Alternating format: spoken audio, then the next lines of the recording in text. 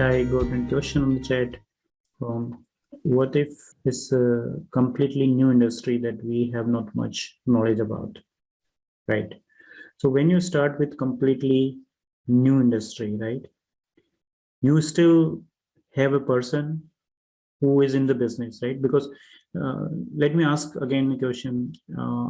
If you are talking about something or a person, this person is still in the new industry, but this person is having something, right? Without business, if we cannot start on anything. This person has an idea. This person has an idea about what business this person is going to do. Even this business do not exist yet, but there is an idea. So when we talk about new industry, then you have roughly an idea. Try to start from that rough idea that you have about the industry, right?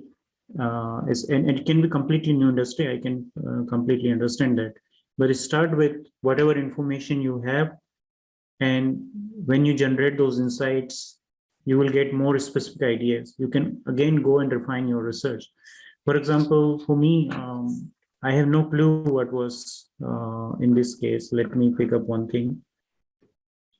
When I was creating workspace, I had no clue, for example, what is Amazon Kindle Direct Publishing.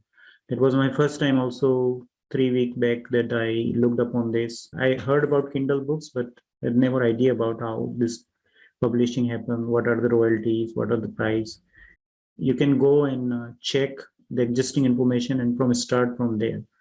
And now there's another thing that if you're completely innovating a new idea, then still you can feed about that idea, right? There could be that you wanted to create bread from insect flour. It must be an idea already exists, right? But you can start creating a hypothetical person that this person might be interested in bread from insect flour. You can validate idea, you can completely do imagination of the idea, or if there is an already one person who is also business having the business idea, you can talk to this person.